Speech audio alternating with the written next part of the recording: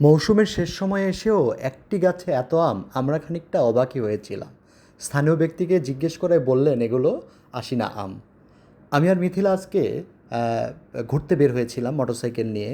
তো আমরা যখন রাজশাহী শহর থেকে বাইরে গেলাম নবগঙ্গা এলাকায়, যে এলাকায় আসলে লোকজনের উপস্থিতি কম থাকে এমন একটি জায়গা খুঁজছিলাম, সেখান থেকে আমরা নবগঙ্গাকে বেছে নিই। নবগঙ্গা পদ্মার একদম তীরের এলাকা এবং আইবাঁধের মতো সেখানে বাঁধ রয়েছে, কিন্তু লোকজনের উপস্থিতি কম, কারণ সেই বাঁধটির কথা এখনও মানুষজন জানতে পারেনি। বাঁধের নিচ থেকে পদ্মার তীর ঘেঁষে একটা সরু রাস্তা বের হয়ে গেছে, সেই রাস্তা দিয়ে আমরা যাচ্ছিলাম। আমাদের উদ্দেশ্য ছিল পদ্মার সৌন্দর্য অবলোকন করা, প্রকৃতিকে উপভোগ করা এবং চারপাশে যে সৌন্দর্য মানুষজন দেখা। তো আমরা খুবই সরু রাস্তা দিয়ে যাচ্ছিলাম।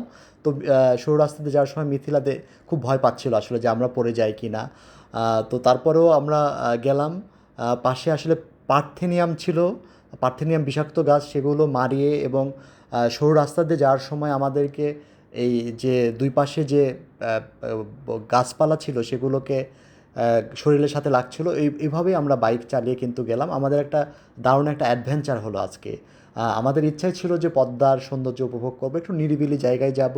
তো সেখানকার নবগঙ্গা থেকে যে হারুপুরের দিকে যাইতে সে রাস্তাটা পড়ে এবং সেখানকার মানুষজনও বলছিল যে তারা আসলে সিটি কর্পোরেশনের মধ্যে যেতে চায় না, কারণ সিটি কর্পোরেশনের মধ্যে গেলেই অনেক গ্যাঞ্জাম হয়ে যাবে।